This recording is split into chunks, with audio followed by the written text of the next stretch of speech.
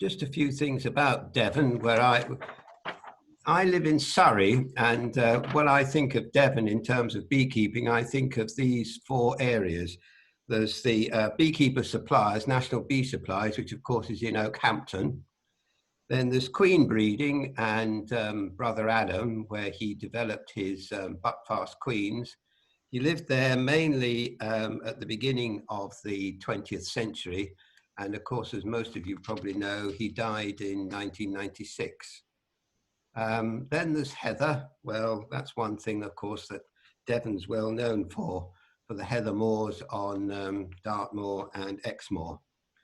And then on the right-hand side, there's Quince Honey Farm. And as you probably all know, it's moved its premises, still in South Molton, but it's in new premises there. So that's what I tend to think of as when I think of beekeeping in Devon. But of course, you all know that this is the Exeter branch, and it's the one of the 11 branches of Devon beekeepers, and it's got, I gather from your website, it has about 160 members, which is quite a significant number. There's Beekeeping Magazine, which is your monthly magazine. Well, it comes out 10 times a year, I think. Yes, it's I find it very interesting. And then there's DARG, the Devon Agricultural Research Group, which I was quite surprised when I looked it up to discover that it's been around for about 40 years. So what are we going to look at? Well, there's three areas I want to look at. I want to first of all look at the guilds in Exeter. I thought it'd be as well to start with those, and I'm sure someone will pick me up if I make some mistakes because I'm not the expert on Devon. Then talk a little bit about what a livery company is, and then talk about the Wax Chandlers company. So that's the three areas that I plan to look at with you this evening. So to start with, let's look at the guilds in Exeter. Well, wool trade is the most, historically is what most men worked in Exeter. And here you see a picture of the mouth of the River Exe. And that was, of course, the main trade route where most of the woolen goods left the city. Now, most wool workers belong to this guild called the Incorporation of Weavers, Fullers and Shearmen. And it was quite an influential organization in its day. There are other guilds, although the information on them is not quite so easy to come by, but the stonemasons, wood carvers, and goldsmiths. Right, so medieval guilds. Well, these are, I won't dwell too long on this, but they're an association of craftsmen or merchants that control the work activities, the pricing and the standards. So they had quite a tight control. And in the Middle Ages, most people were encouraged who worked in the who worked were encouraged to join a guild. It also helped attain social status. Well, needless to say, these guilds became rather strong, like some of the unions in this country towards the end of the last century, and they got, excuse me, they got criticised in the late 18th and early 19th century. That was just the pre-Victorian era. It was the Georges the second, third, and fourth that were on the throne, and William the Fourth. They were the monarchs at the time, because it was felt that they were hindering innovation and development, and of course they opposed free trade, didn't they? Well, like unions today, their main business is to negotiate with employers and collect dues and probably try and promote politics for the benefit of their members. So the Incorporation of Weavers, Fullers and Shearmen is a historic guild of Exeter's ancient cloth trade, and met in Tucker's Hall since 1471, and it received its royal charter from James in 1620. what I couldn't find out, I think I've got some pictures I'll show you in a moment of Tucker's Hall, but I'm not convinced that it still exists, but I'm sure someone will let me know about that. The wealth of Exeter then in the mid 17th and early 18th century was created as a direct result of this woolen trade in the city of Exeter. Well, Second World War, it passed through some hard times, and since then, although it's passed through hard times, it has increasing membership, but it plays quite a civic duty, civic part of the life in Exeter today, which is interesting. I wish I'd had a bit more time and I could have found out a bit more about that. This incorporation of weavers, fullers and shearmen is recognised as one of the few surviving established provincial guilds with strong links in the City of London. And that's, of course, what I'll come to in a moment.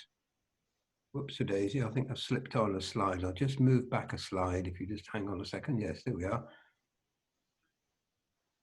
After the English Civil War, the woolen merchants controlled the whole of the wool trade. The merchants were freemen who belonged to this guild of fullers and tuckers.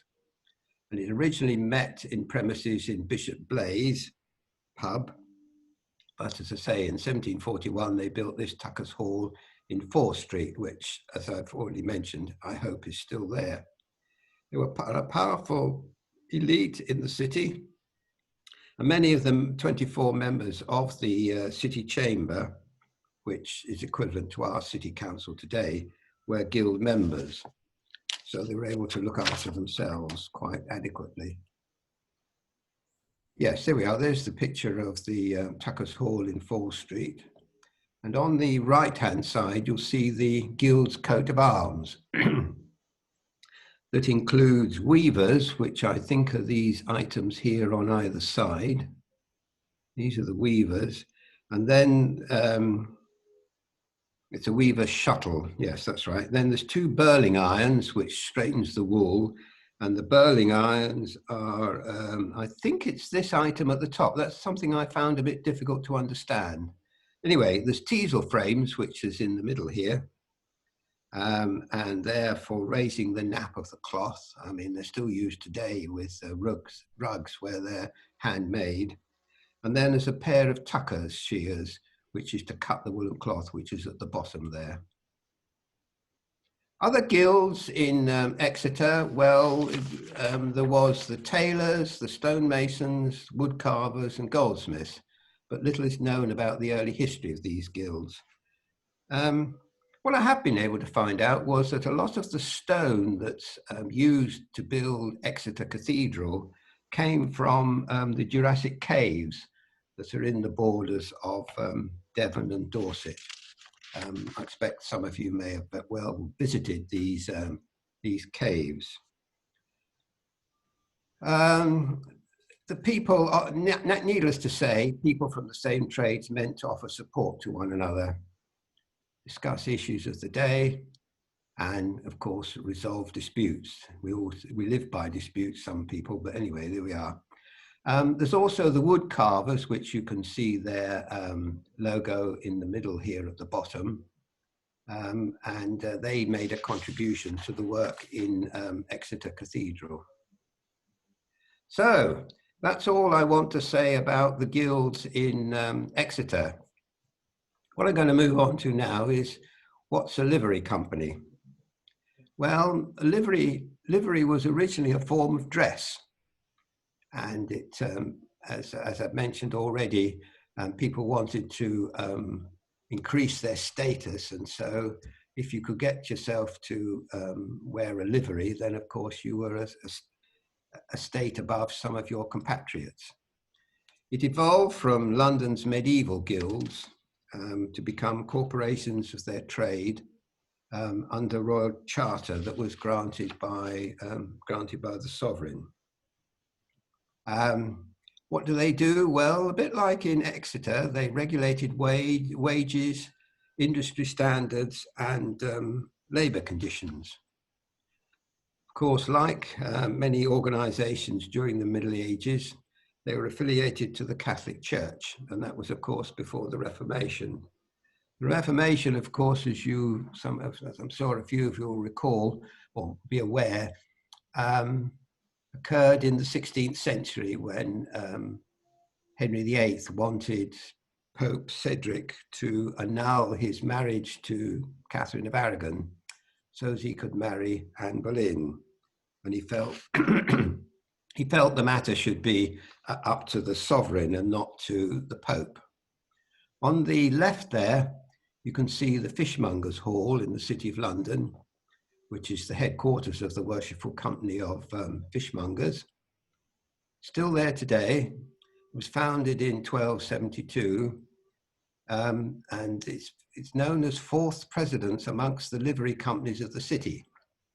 There's 110 livery companies in the City of London, and they all have a pecking order. There we are.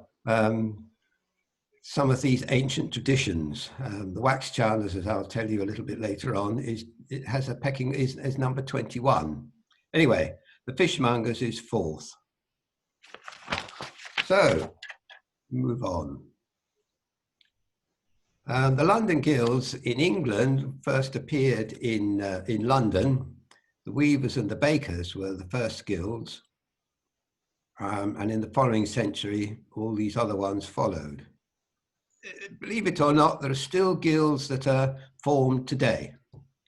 Well, they enjoyed the height of their membership and power in the 17th and early 18th century, similar to what I was saying a few moments ago about what was occurred in Exeter.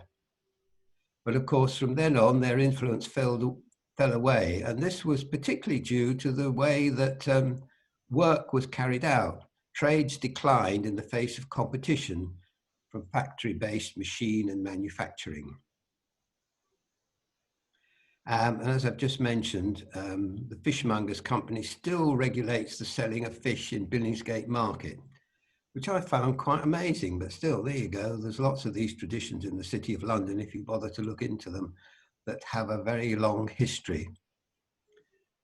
Well, other places where there are guilds that exist, I just don't want you to think that London solely has them. Well, in England, as you can see, Bristol, Cirencester, Durham, Ely, Shrewsbury, Southwark, Worcester, and York. And there are others, but they're the main ones in England. There's those in Scotland, Aberdeen, Dundee, Glasgow, Edinburgh, and Perth. There's Bangor, which of course is in Wales. And then on the continent, you've got guilds in Italy, France, Switzerland, Germany, amongst other countries. Now, this picture that I've shown you there on the left is a picture of Dragon's Guild that was painted by Rembrandt. The Dragon's Guild is a Dutch guild, and the drapers who were elected to assess the quality of cloth that weavers offered to members of their guild. So that's one of their meetings that Rembrandt has painted. On the right-hand side there is the legacy of guilds, which is Windsor Guild Hall. And that originally originated as a meeting place for the guilds that were in Windsor. It's rather a grand-looking building. It's used as a town hall now, but in its vaults, in its cellar, it had a corn market and a council chamber. Well, the council chamber's up above, sorry. So, London, though, of course, is unique in having a structure where the Lord Mayor is elected not by the residents of the City of London, but by its liverymen. Okay, so it's these guilds, these city guilds, 110 of them, the liverymen of the guilds, which I'll explain in a bit more detail in a moment, is the liveryman that can vote for the Lord Mayor of London. And this should not be confused with the Mayor of London. It is a bit confusing to have both of them.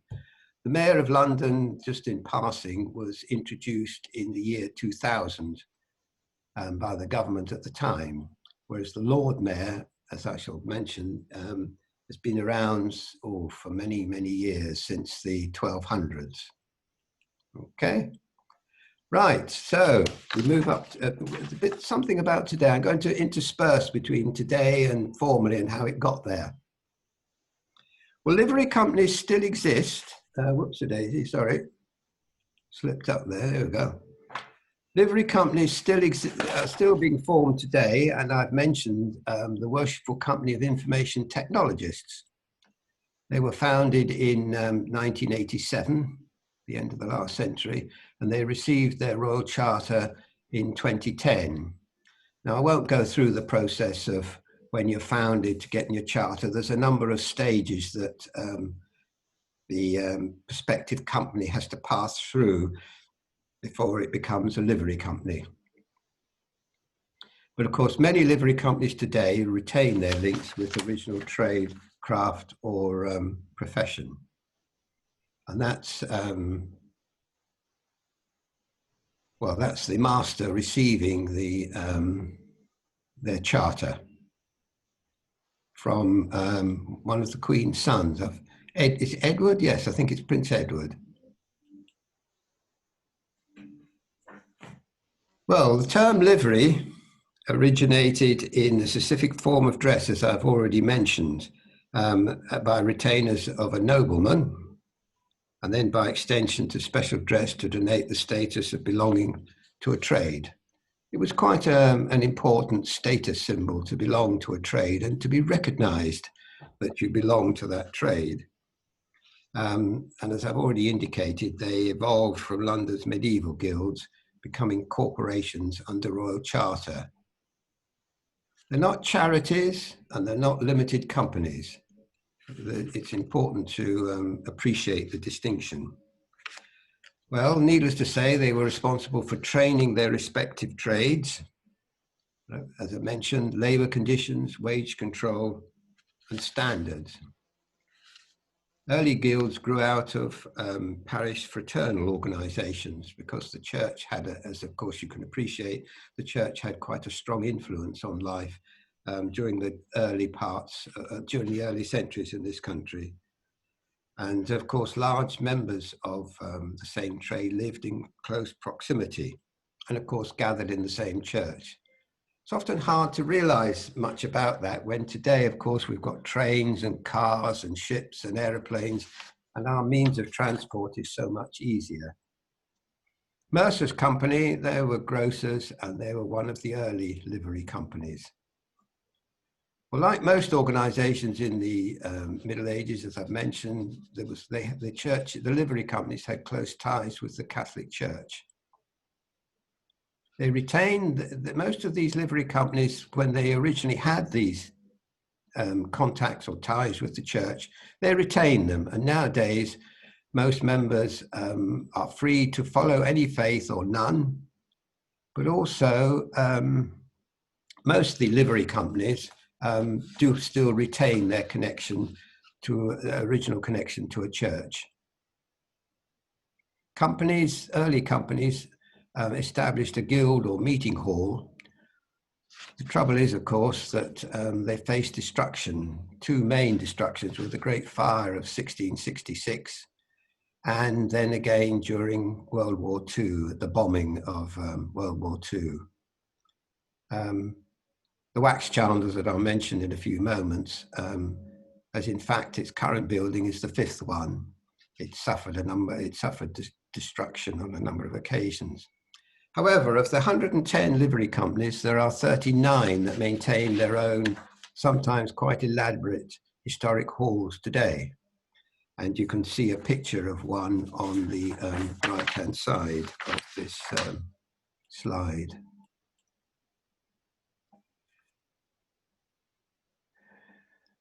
The main thing in forming a livery company is to get an alderman, and I'll explain what an alderman is. It's an alderman of the City of London. I'll explain what an alderman is in a moment, so just bear with me. But the most recent company to attain livery status is the Worshipful Company of Art Scholars that attained that in 2014. The way to become a livery company is in 3 stages, 3 processes, overseen by the Court of Aldermen. As I say, I'll explain that in a moment. The first, the potential newcomer seeks to form a guild. And then usually after 4 years, they apply to become a company without livery. Then after a further 4 years, they're given permission to become a livery company. That's very approximately the time it takes. If you've been listening, as you'll have been listening quite carefully to what I've been saying, some of them take more than this, what seems to be 8+ years. And throughout the process, they're guided and advised by this nominating sponsoring alderman. They've got to get their rules sorted out. They've got to work out how their finances, they're going to work out where they're going to meet, and then who are going to be their members. So here we are. Here's the council chamber of the City of London. It's probably the oldest continuously elected local government authority in the world. Businesses and residents of the city are entitled to vote in elections, and they elect these 25 aldermen, one for each ward. There are 25 wards in the City of London, and then there's the Court of Common Council that consists of 100 common councilmen and aldermen. So the rest are made up of a number of these people of the Court of Common Council, but the numbers in each ward are dependent upon the numbers of residents. And the freemen and the liverymen of the city vote to elect the Lord Mayor. So for Wax Chandlers that I'll mention, each liveryman in the Wax Chandlers has the opportunity to vote for the Lord Mayor.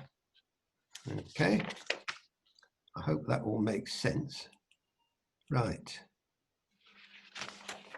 Livery companies then, their government is, well, they have some rather quaint terms for the people that manage a livery company.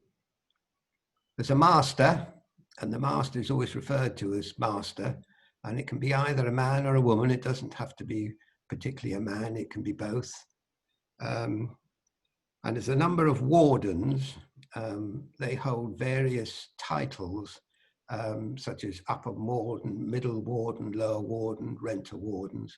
And then there's a court of assistants. If you just think of a normally limited company, you've got a board of directors.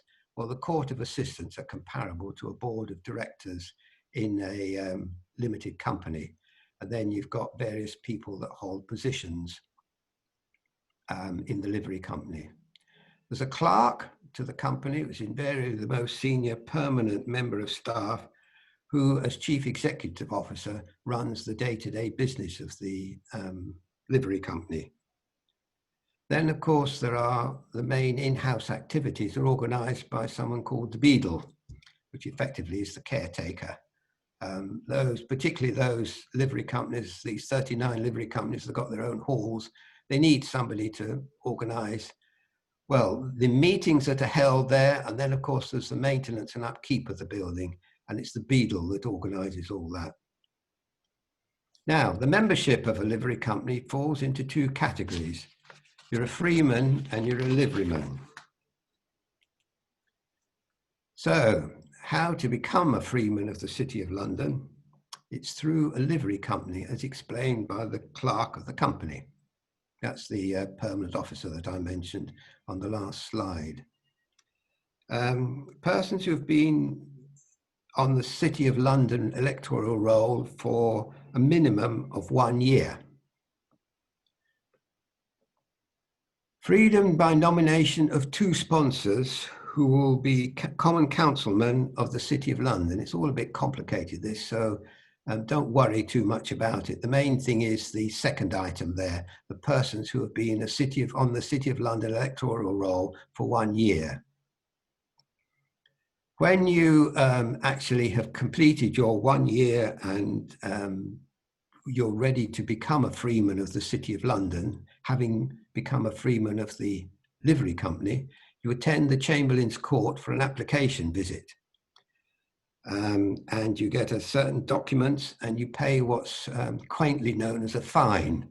In other words, it's a membership fee to be a freeman of the City of London. It's only a once-off payment, but anyway, payments are called fines. And then the application is then presented through the Court of Common Council. That, as I've already mentioned on one of those earlier slides, is the City of London's governing body.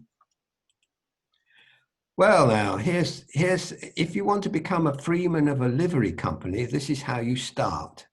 There are 4 ways in which you can become a freeman of a livery company. That's the first step. There's patrimony, which is if either parents are or were a liveryman of the company. Servitude, which is by serving number of years as an apprentice to a senior member of the company. You know, these apprentices that the government introduced, I don't know, 4 or 5 years ago. There are a number of beekeeping apprentices who are have joined the Wax Chandlers, for example, as apprentices, and they're doing their servitude, which I think is 5 years, if my memory serves me right. There's redemption. You can pay a fine. In other words, you're paying a membership fee. And then there's by invitation, if somebody, it's felt, the livery company feels that it would be good to have somebody of such and such a name, and so they're invited to become a freeman. A new freeman of a livery company, so once you're enrolled as a freeman of the livery company, and as you then go to the Guild Hall in the City of London to become a freeman of the City of London. And you're given a certificate and a book of rules. And at the bottom and on the right-hand side, you can see my certificate to become a freeman of the City of London. And then there's my rule book on the conduct of life, which, well, it's interesting. It's all the sort of things you would expect a citizen who's a responsible citizen of society to do. And it's all laid out for you in the book of rules. Okay. Right. Once enrolled as a freeman of the City of London, there's a number of privileges, although some of them are mainly ceremonial these days. But anyway, you've got the right to drive sheep and cattle over London Bridge. And in fact, that's done once a year. Now, that's not Tower Bridge. That's the next bridge along the river, as I'm sure most of you know.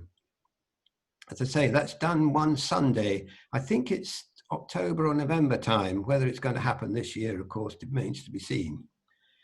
Other benefits of being a freeman of the City of London: you can be hung with a silken rope and not a plastic one if you're going to be hung. You can carry a naked sword in public. If the City of London police find you drunk and incapable, they put you into a taxi and send you home rather than throw you in a cell. And as I've already mentioned, freemen of the City of London are able to vote for the Lord Mayor of the City of London. So there we are. A lot of these, as I say, these privileges are now effectively symbolic. So there we are. There's a picture of sheep being guided over London Bridge. I think that's, and the bottom picture, I think that's Mary Berry in the middle. I can't think why she was there, but maybe she's a freeman. I'm sorry, I don't know the answer to that. I think the 2 people in the gowns they'll probably be some officials of a livery company. My guess is that it's a livery company each year that's invited to guide the sheep over London Bridge. I had to put that picture in on the right because I wanted to convince you that sheep do go over London Bridge. So there we are, and you can see that's the Shard, I think, in the background. So it all convinces you that it is really London Bridge. And then you progress from being a freeman of the livery company to become a liveryman.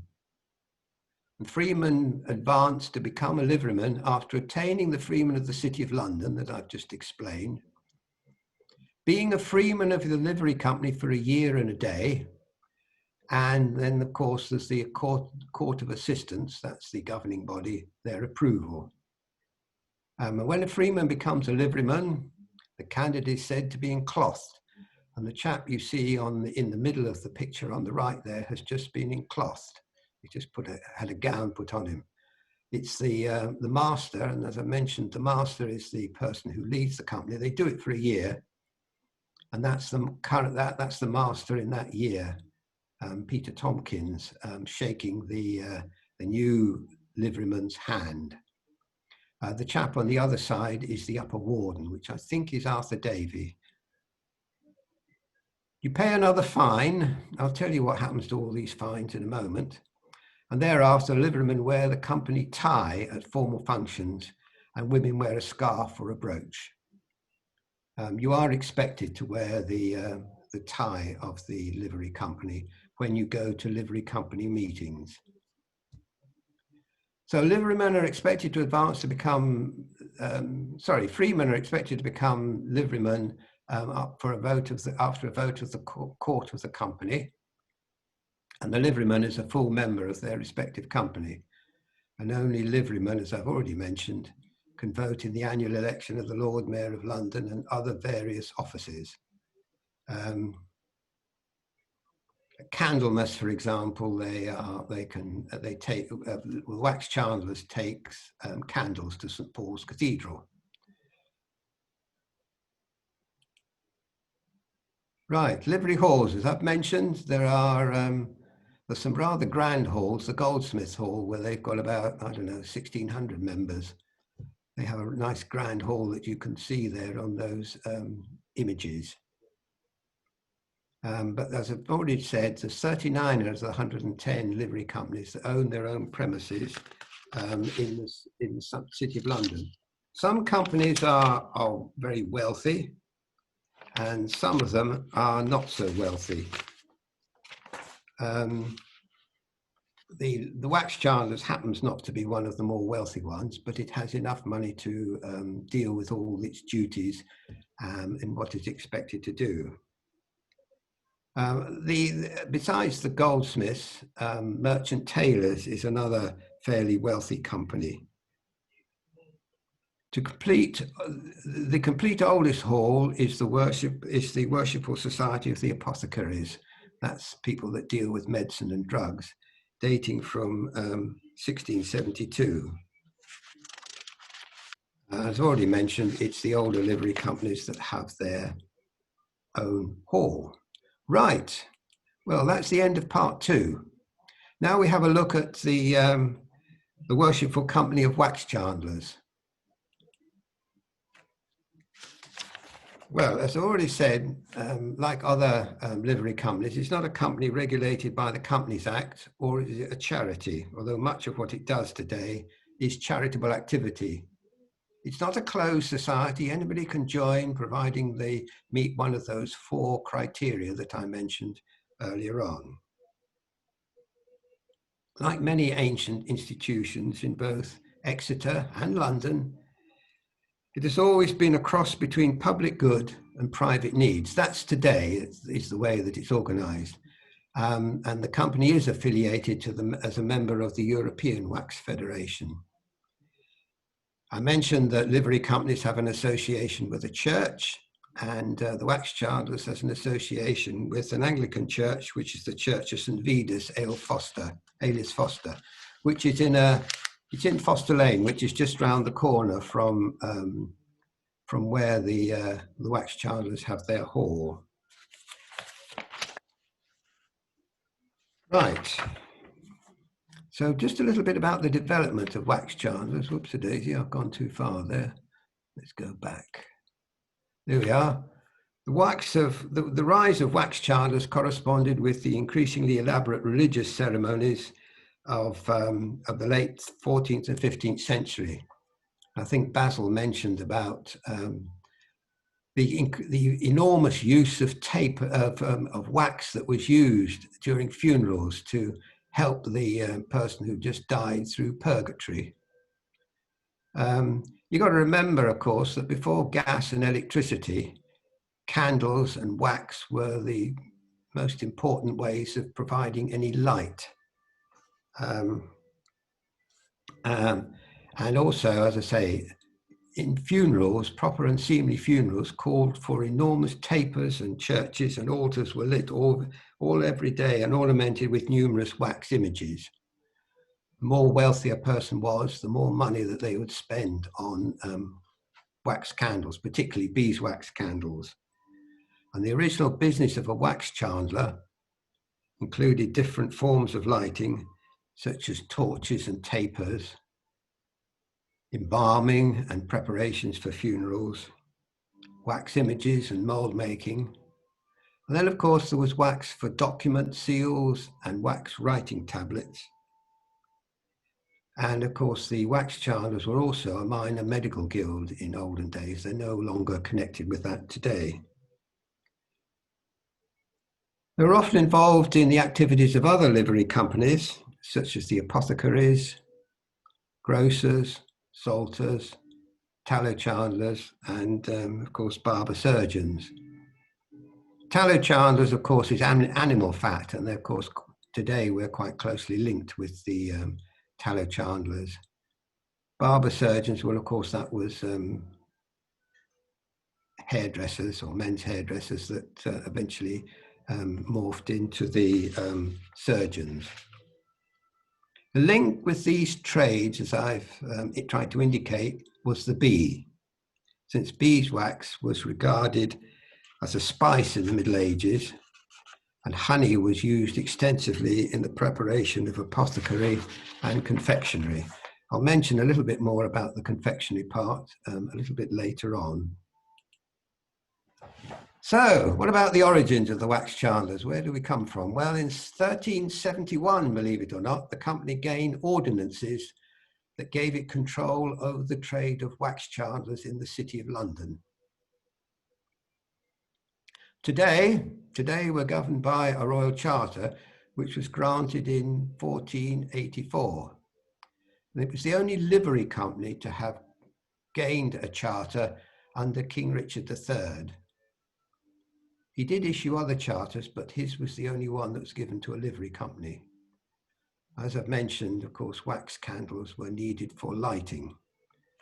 They were, of course, replaced by gas lighting in the early 19th century and then electric lighting in the late 19th century. So what else was used for lighting?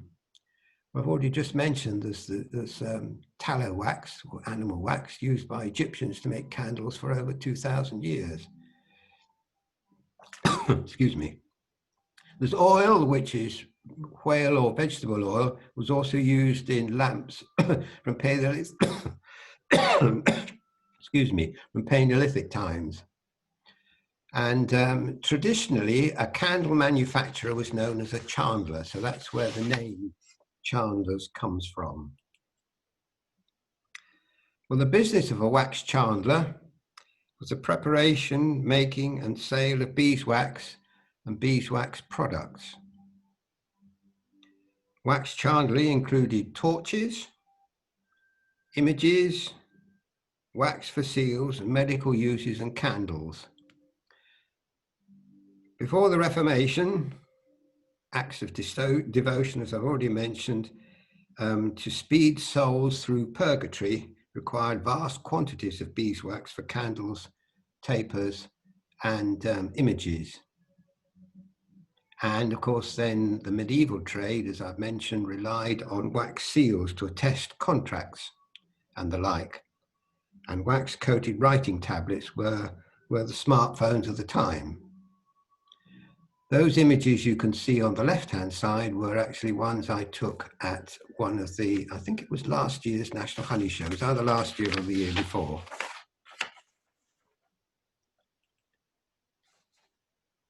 Well, beeswax became superseded, of course, for lighting, and it was superseded first of all by the invention of the argon burner using whale oil, or the colza lamp in 1784 using rapeseed or other vegetable oil.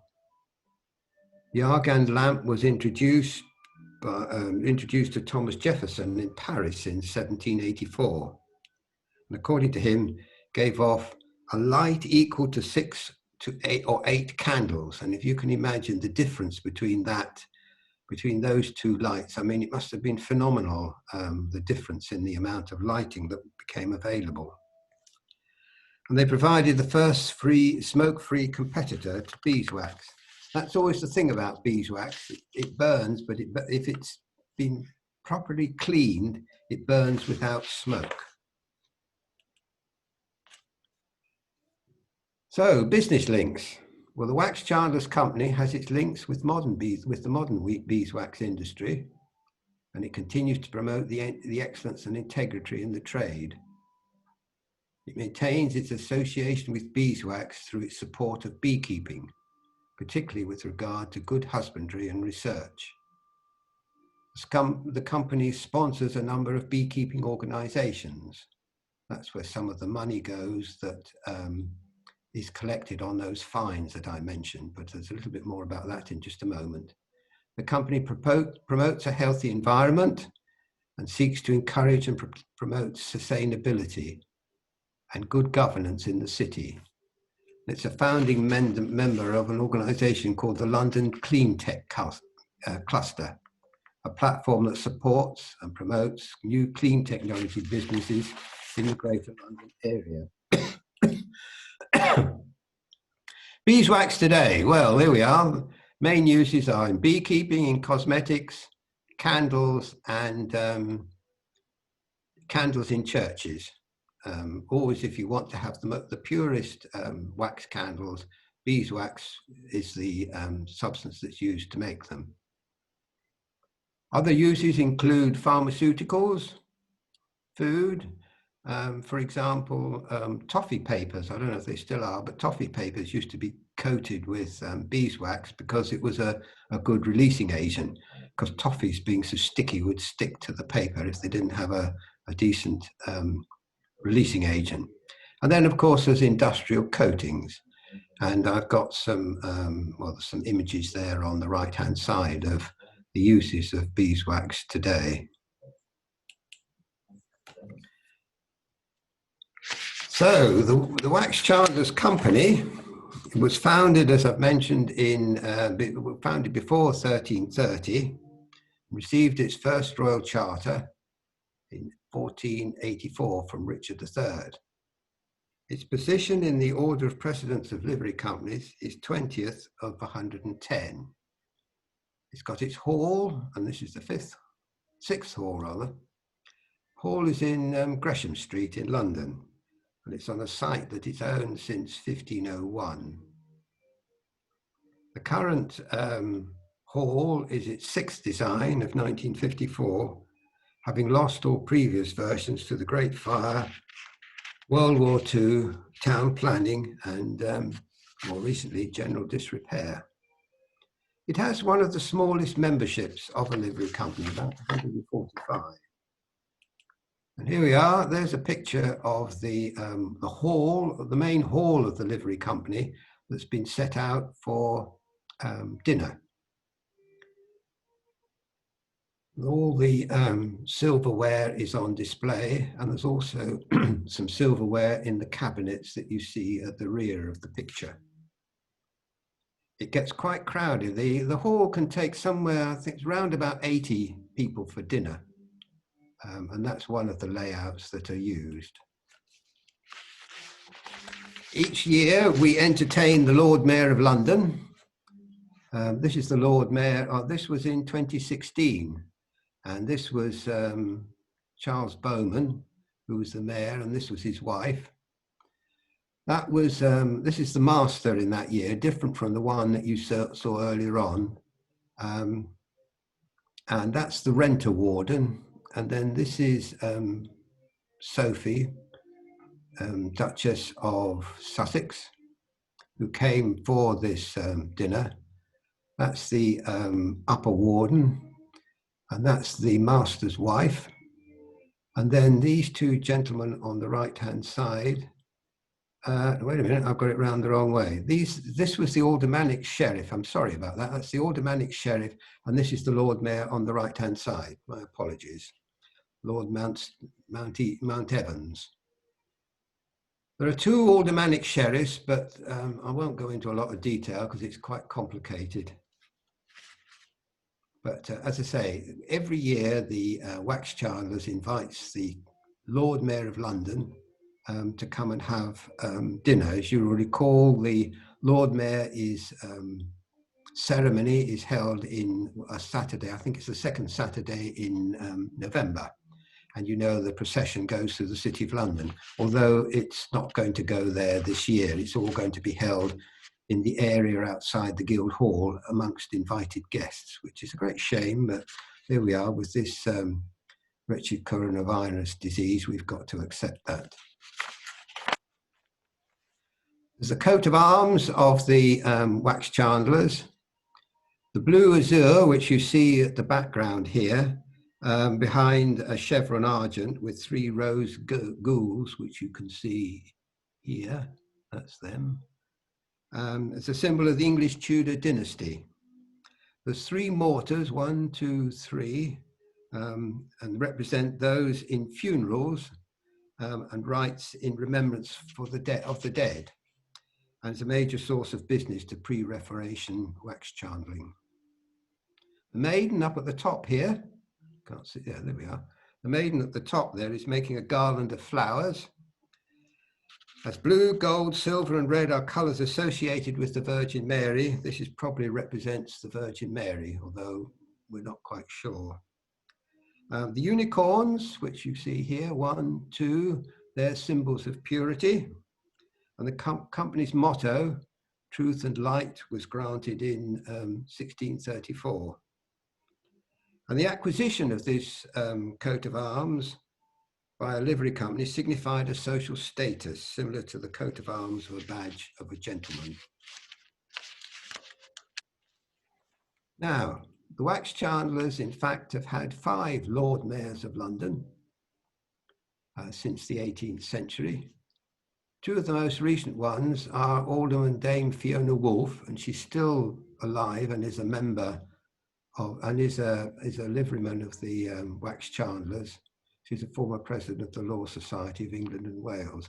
And of course, she's also an alderman of Candlewick Ward. As you recall, that's one of the wards that I mentioned, or is one of the wards that I mentioned earlier on. So Gavin Arthur was also a liveryman of the Wax Chandlers. He died about 2 or 3 years ago now, but he was also, in 2002, he was the Lord Mayor. And then you can see 3 other people that have been, who are members of the Wax Chandlers, that have been the Lord Mayor of the City of London. Well, the current master is Sue Green, and you see her mugshot on the right-hand side there. It's unusual that because of the coronavirus, she's going to serve as 2 years of master rather than the current normal, which is 1. The master is also patron, I think as Basil mentioned, of the BBKA, the National Honey Show and the Central Association of Beekeepers. There's approximately 145 members, of which 31 are beekeepers. You don't have to be a beekeeper to be a member of the Wax Chandlers, but obviously it's one of those aspects of being a member of the Wax Chandlers. Meetings are held, well, meetings are held about every 6 weeks, a lunch or a dinner, or there's often outings. Every year the master has an outing somewhere, usually in May or June. It all tends to alternate between somewhere in the UK and somewhere abroad, usually in Europe somewhere. The meeting, of course, didn't take place in quite the same way this year due to the current limited circumstances. Charities, and this is where the money that I mentioned that was collected as fines goes to. There's a lot of the work goes into the London Borough of Bexley, the charities there. There's a historic link that the Wax Chandlers has with that borough. And it also supports the UK Armed Forces and, as I've mentioned, beekeeping charities. The National Honey Show that's coming up later this week is one of the charities that's supported quite significantly by the Wax Chandlers. And then there's a more recent link that has been made with the Incorporation of Candle Makers of Edinburgh. Well, there we are. Today, the company today, the role has evolved from a trade association into being a civic, ceremonial, educational and charitable institution. We participate in the Lord Mayor's show. Sometimes we've got a float, We also sometimes row the Lord Mayor at quite an early hour in the morning down the river to the start of the ceremony at the Guildhall. We take an active role in the governance of the City of London and the Lord Mayor, and mainly via the election of the Lord Mayor. Our company's current theme is sustainability, and this is supported mainly by lectures on that topic. Charitable activities. Well, there we are. I mentioned the armed forces, and you can see some pictures of the armed forces. The top picture is the exploration ship that goes to Antarctica. There's the, which is HMS Proctor. That's the Royal Navy's ice patrol ship. There's 5 rifles that you can see with the tanks there. As an Army Infantry Battalion, and we support RAF Collingsby, the work that's done there. We also make a donation, to, as I've already mentioned, to the candles at St Paul's Cathedral every Holy Cross Day in September. That's a rather long tradition now. And we support those in need throughout the city and Greater London, and as mentioned, particularly in the London Borough of Bexley.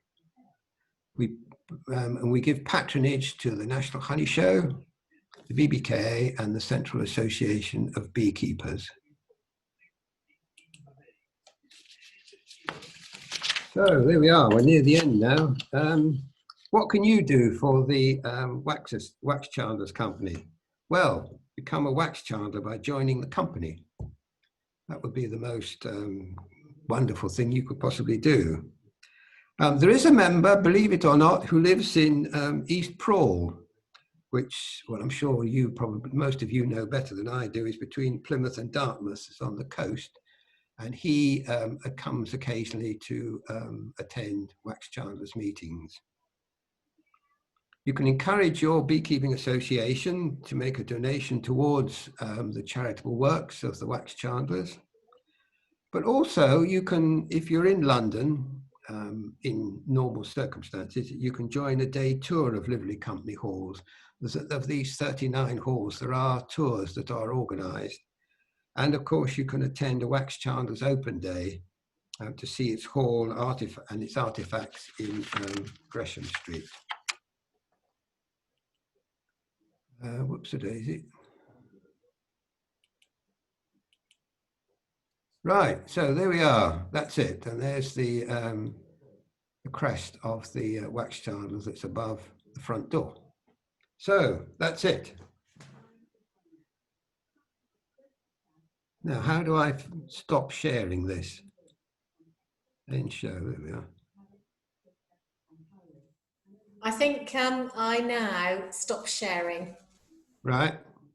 So this should get us back to the screen again. Okay.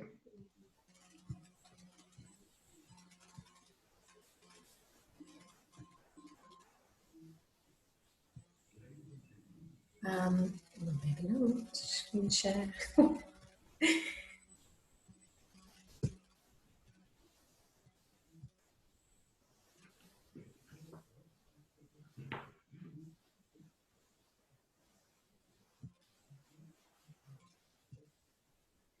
Right, there we go. That's Success.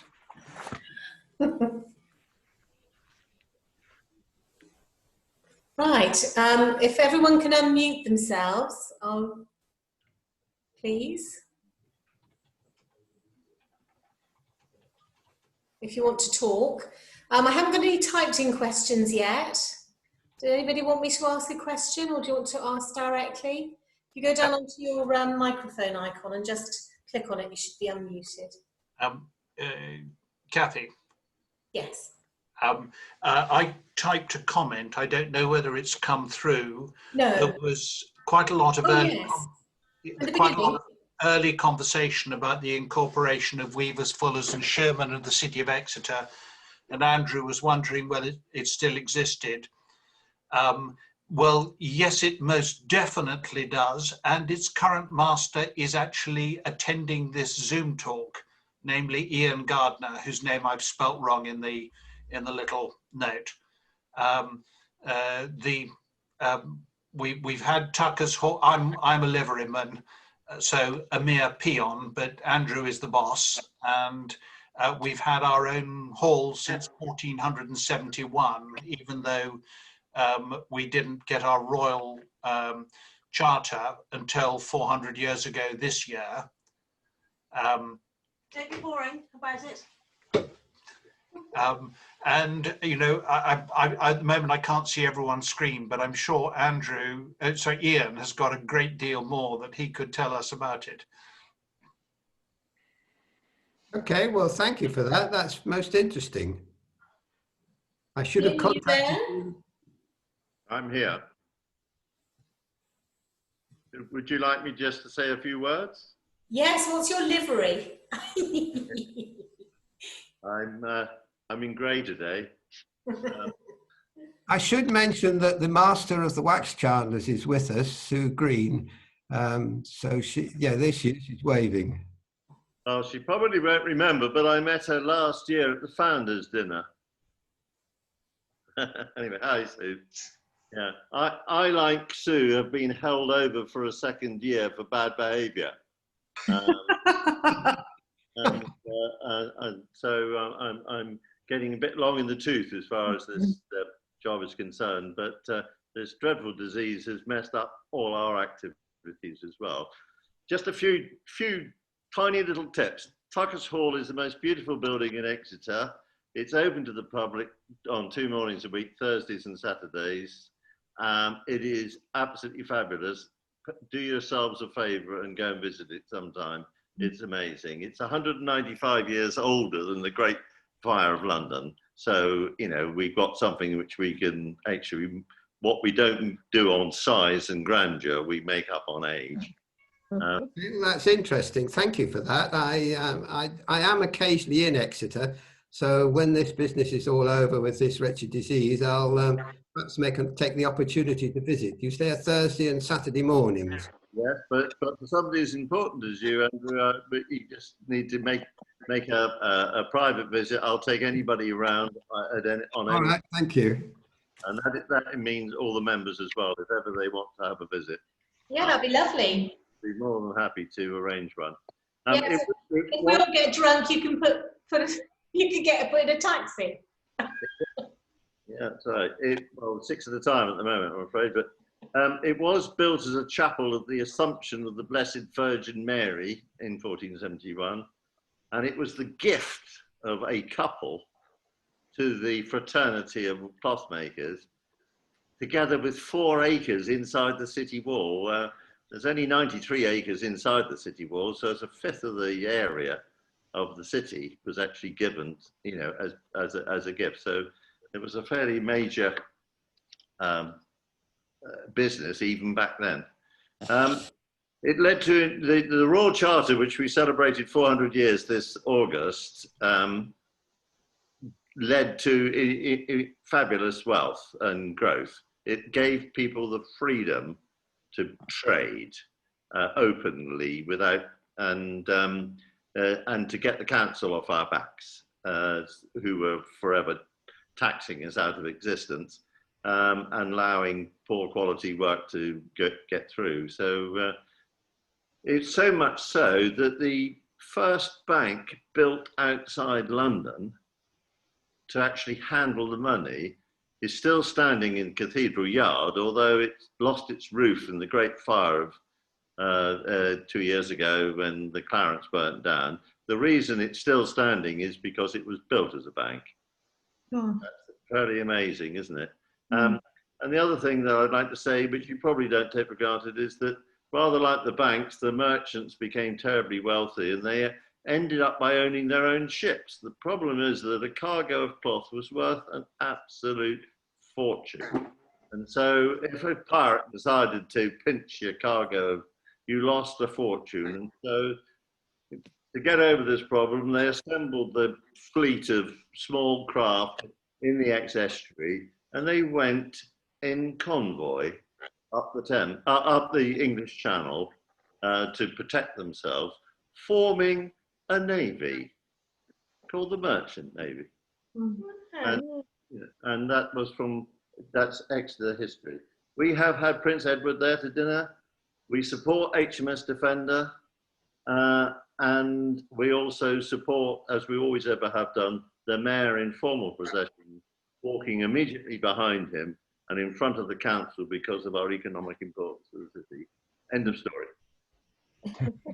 Thank you for that. That's most interesting. Please come and visit. Yes, of course. When circumstances allow, I'd love to come. So thank you. Everybody welcome. And as Master of the Wax Chandlers, I'd also like to say to everyone, you know, Andrew's already alluded to it. We do welcome. We do various company engagements with beekeepers, and you're always welcome at our hall if you wanted to have a visit. Our beadle gives a very good tour, and it's a great day out for you all. But COVID is such a nightmare for us all. But our hall is technically open in groups of 6, but who knows where we'll be in a couple of weeks' time. So very difficult. Maybe next summer. Yes, yes.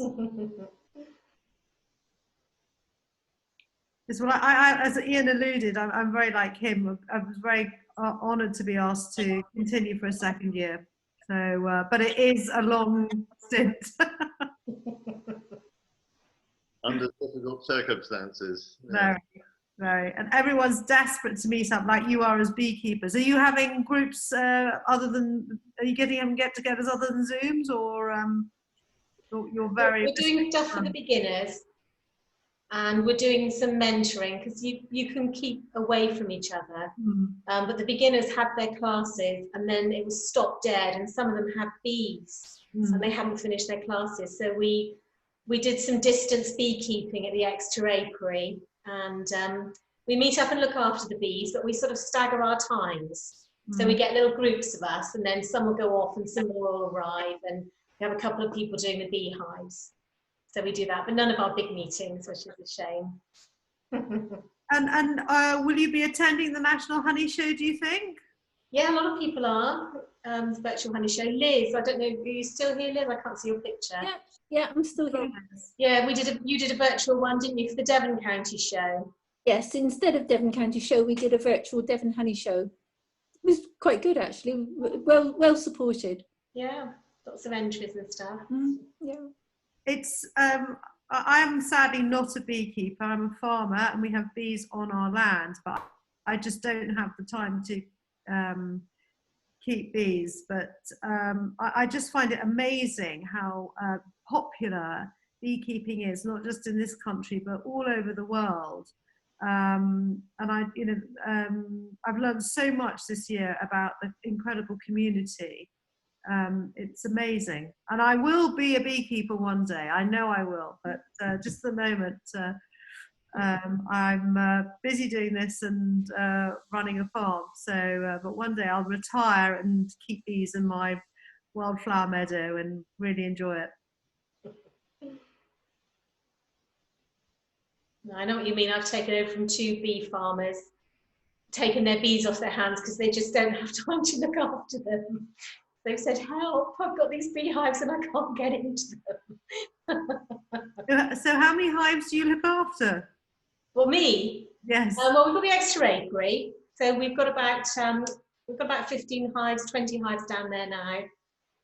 Sort of 5 little baby hives and about 15 big hives. And then I've got hives of my own as well. So. Oh, it keeps you very busy. And do all of you have lots of hives, or I mean, five hives? I just don't know what. It sort of varies. I mean, I'd say looking at the people who are here tonight, most people have about maybe 3 to 8. 5. Fantastic. Basil, you're mute. You're mute, Basil. You need to unmute yourself. Basil, you're muted. Just trying to unmute now. And do you have hives on the moors? Or there's no pollen up there, nectar? No, we're not near the moors really. We'd have to make a real trip to get out there. Okay. I know a few beekeepers. Liz, probably you have beekeepers, don't you, near your area that go on the We're not actually Dartmoor, but Torbay traditionally takes hives up to the heather at the end of the summer. So we'll get our summer harvest off in July, and then the stronger hives will be taken up to the heather, and we'll get a honey crop from the heather, which is completely different sort of honey to the run-of-the-mill honey we normally get. You have to press it out of the comb. It won't spin out. Amazing. That's what I don't want to say puts me off, but I think I need to have a dedicated room for extraction, because otherwise I'm going to get very sticky doing it. Andrew's laughing. Yes, well, there's a few stories about that. My wife never used to like stick around the house. Well, in extraction time, that wasn't the easiest thing in the world to achieve. It's like mud on the farm, isn't it? It's part of the course, but you don't like it. Yes, my wife, who happens to be within earshot and is also a beekeeper, has a distinct view on honey in the kitchen. Especially when 90% of it is either on the floor or on the work surfaces.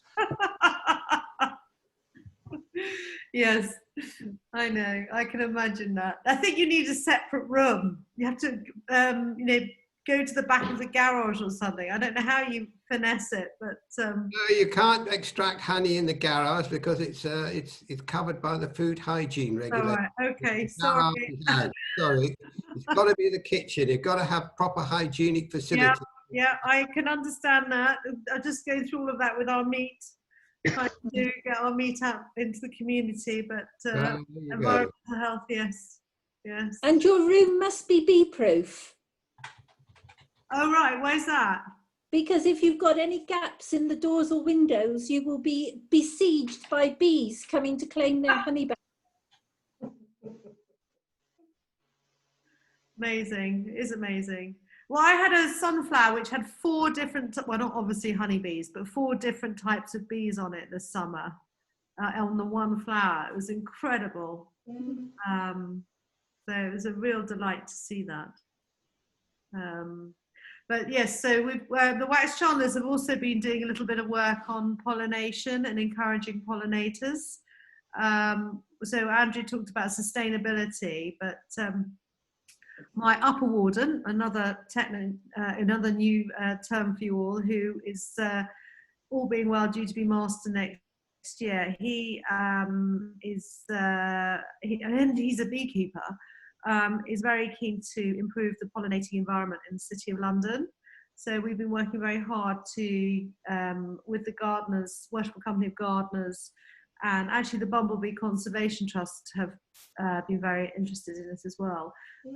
So we're sort of almost becoming a think tank. I wouldn't want to say political, but we're working up a working group to improve the pollinating environment within the City of London, and hopefully that might be a rollout program for other cities. Have you heard of bee highways? Yes, I have. I don't know a lot about it, but I have definitely heard of it. Even in Devon, they're proving very popular, because you would think in Devon we've got plenty of flora, but we still need bee highways to get the bees around the countryside. And I would have thought that would be very useful in London. And yes, yeah. I mean, we can get involved from a planning level to encourage the City of London to do more greening and better environments for pollinators, to auditing the livery companies that have gardens to say, how can you improve the pollinating environment for insects and pollinators within the city. So that's going to be quite an interesting project, because I think it will appeal to a lot of livery companies as well. I don't know if does your livery company have a garden, Ian? No, we don't. No, but no, we don't have any. All the 4 acres is gone, I'm afraid.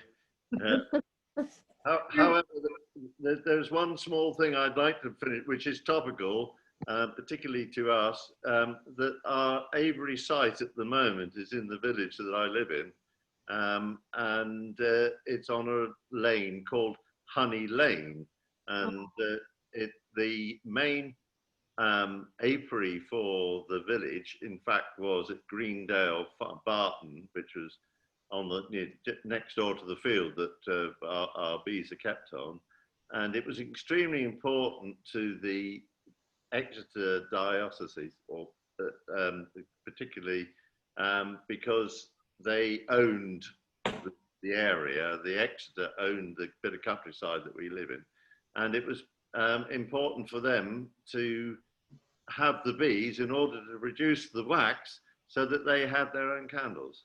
And I think it's quite significant that our apiary is in Honey Lane. Amazing. Amazing. Yeah. Anyway, thank you very much. Well, I'm going to let you carry on chatting. I'm sure you don't want to hear me wittering on, and I still haven't made it home from my working day. So if you don't mind, I need to go home and look after my dogs and have my tea. But Andrew, well done. Thank you very much. You did a great job, and it's very nice to meet you all. Thank you. Bye-bye. I'm sorry I'm going to have to go. It's just a long day. Thank you. Bye. Bye, Andrew.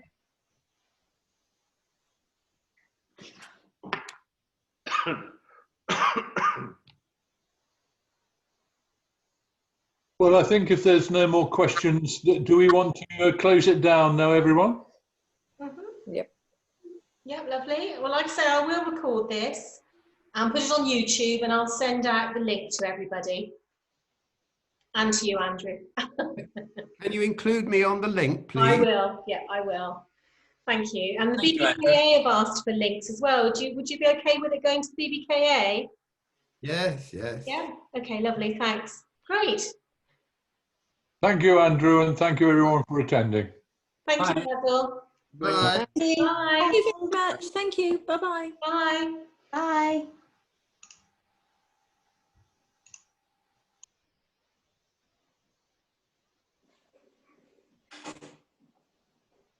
How many people were doing it?